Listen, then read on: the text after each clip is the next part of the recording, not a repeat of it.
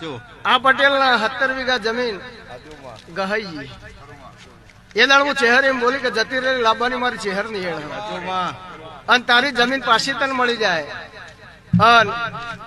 જે ધણી તારું કરીને જતો રહ્યો એ જેલમાં જાય અને જેલમાં રહે તને કગરીને એમ કે 50 લાખ તને આલું પણ મને છોડાય એટલે જે દાડ વના ઘેર પગ મેલ્યો એ દાડવાની તિજોરી કાંટા આવેલો હતો